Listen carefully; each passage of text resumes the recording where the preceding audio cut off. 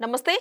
Welcome to our channel. నేను విశాల్ని. గత YCP హయాంలో జరిగిన 5 సంవత్సరాల్లో లిక్కర్ స్కామ్‌కు సంబంధించి కీలక ఆధారాలైతే వెలుగులోకి వచ్చాయి. మరి ఇప్పటి వరకు నిందితులు ఎవరైతే ఉన్నారో వాళ్ళ ఫోన్‌లో మొత్తం డీటెయిల్స్ మొత్తం వెలుగులోకైతే వచ్చాయి. ఇక నెక్స్ట్ ఎవరు అరెస్ట్ కాబోతున్నారో కూడా మనకొస్తున్న సమాచారం.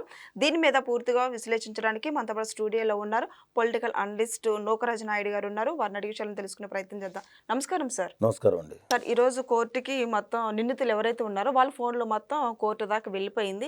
ఆ ఫోన్లో డీటెయిల్స్ మొత్తం వెలుగులోకి అయితే వచ్చాయి. ఇక నెక్స్ట్ ఎవరు అరెస్ట్ కాబోతున్నారని కూడా సమాచారం అయితే వస్తుంది.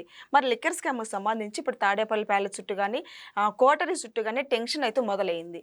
ఎందుకు సార్, ఎందుకు అంత టెన్షన్ పడుతున్నారంటే ఏం చెప్తారు? 3,500 ప్రాణాలు తీసింది, 3,200 కోట్ల రూపాయలు దోసింది. స్కామ్ ఇది. ఒకటి తీసింది, ఒకటి దోసింది. నిజంగా చరిత్రలో మాయనమచ్చగా మిగిలిపోయింది ఈ కేసు. ఎంత ఘోరం అంటే ఇష్టానుసారిగా దోపిడీ చేసేసి ప్రాణాలు పోతున్న లెక్క చేయకుండా కూర్చున్నటువంటి ఆ సందర్భం ఎంత బాధగా ఉంటుందండి. ఆ సన్నివేశాన్ని గుర్తించుకున్నా, ఆ దోపిడీని ఆలోచిస్తున్నా ఎంత బాధేస్తుందంటే 3,200 కోట్లంటే భావి తరాల భవిష్యత్తు కోసం ఎదురు చూస్తున్న యువత. ఇప్పుడు యువకుడు ఏమనుకుంటాడు, ఒక మంచి ఉద్యోగం కావాలి, మంచి ఆలోచన కావాలి, మంచి ఫ్యామిలీ కావాలి అని ఈ రకంగా ఆలోచించు ఒక ఊహని దెబ్బకొట్టినటువంటి పెద్ద స్కామ్ అది. అంటే ఎంతోమంది జీవితాలని సర్వనాశనం చేసిన, ఎంతోమంది బిడ్డల జీవితాలని సర్వనాశనం చేసేటటువంటి స్కామ్ అది. ఒకటి బయటపడుతుంది, ఒకడు దొరుకుతున్నాడు. ఖచ్చితంగా త్రిమింగులం కూడా దొరికి తీరుతుంది. దానికి చట్టం ముందు ఎవడో అతీతుడేం కాదు. ఖచ్చితంగా దొరికేస్తారు. త్వరలో అంతా సమాప్తం అయిపోతుంది. ఎవడైతే సూత్రధారి ఉన్నారో వారిని ఖచ్చితంగా అరెస్ట్ చేసి తగిన ట్రీట్మెంట్ ఇస్తారు. మరి మామూలుది కాదు కదండి. మరి భయపడిపోతే ఏం చేస్తారు? ఇప్పుడు దోసేటప్పుడు దోసేసుకుంటారు, మరి ఎక్కడ దాచుకోవాలి? దాసిని దొరికినప్పుడు దొంగగా, దోసినంతకాలం దొరకనప్పుడు దొరగా ఉంటాడు, దోసిని దొరికినప్పుడు దొంగగా మారిపోతాడు. ఇప్పుడు దొంగగా మారుతున్నారు కాబట్టి వాళ్ళకు భయం మొదలైంది. ఎట్టి పరిస్థితుల్లో వీళ్ళు పట్టుకుని తీరుతారు, జైల్లో వేస్తారు అనే ఆలోచన వచ్చేసి ఒక్కొక్కరికి ఆఫీసర్స్ కూడా కొంచెం భయం పట్టుకుంది. అలాగే రాజకీయ నాయకులకి భయం పట్టుకుంది. ఎందుకంటే జగన్మోహన్ రెడ్డి ఇంకా 30 సంవత్సరాలు 20 సంవత్సరాల్లో రాజకీయాల్లో ఉంటారు, ఎవరు రారులే అనుకునే ధీమాతోటి వీళ్ళంతా కూడా అరాచకం చేసేశారు. అరాచకం చేసిన వాళ్ళు ఏదైనా మంచి చేశారా? మంచి చేయలే. అనవసరంగా లిక్కరు, ఎందుకు పనికిరాని లిక్కరు, ఏం లిక్కరు అది. ఆ లిక్కరు, పేదవాడు తాగే లిక్కర్లో ఏవి కలిపారో నాకు తెలియదు, కానీ 3,500 కుటుంబాలు రోడ్డున పడిపోయినటువంటి ఒక దీనాతి దీనమైన చరిత్ర అది. కాబట్టి ఆ పాపం ఊరకే పోదు. మనం పుణ్యం చేస్తే పుణ్యం మనతో వస్తుంది, పాపం చేస్తే పాపం కూడా మనతోనే వస్తుంది, మనకే వస్తుంది. కాబట్టి నేనేమంటానంటే అంత దుర్మార్గమైన పరిపాలన జరిపినప్పుడు ఈవేళ భయపడితే భయపడాలా? మరి భయపడిపోతుంది. నువ్వు తప్పు చేసినోడు ఎప్పటికైనా భయపడుతూనే ఉంటాడు, భయపడాలి కూడా.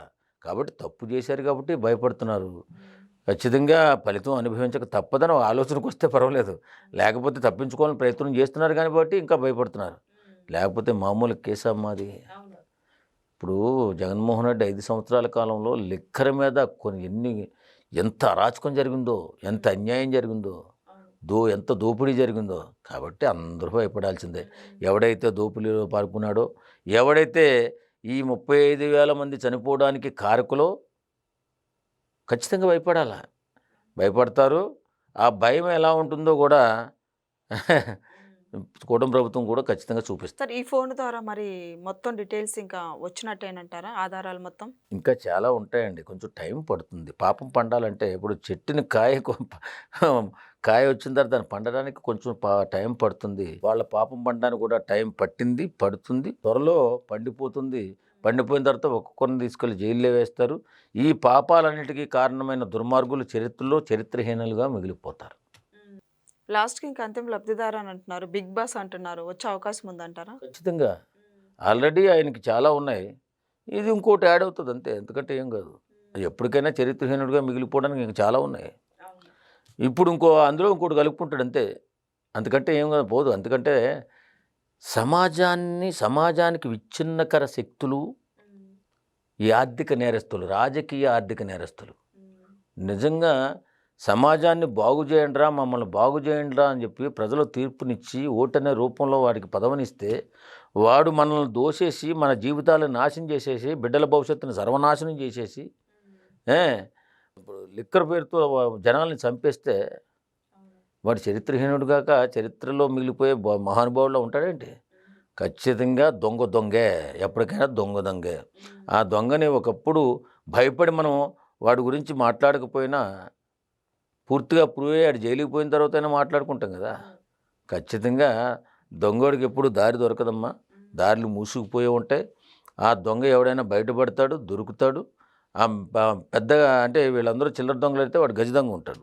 ఆ గజ దొంగను పట్టుకున్నప్పుడు అప్పుడు ప్రజలకు అర్థమవుతుంది ఎక్కడ ఈ గజ దొంగ చేసిన అన్యాయం ఏంటో, అరాచకం ఏంటో, దౌర్జన్యం ఏంటో, పేదల పట్ల ఎంత అన్యాయం చేసి ఉసురు తీసాడో అప్పుడు తెలుస్తుంది, పాపం పండుతుంది. Okay sir.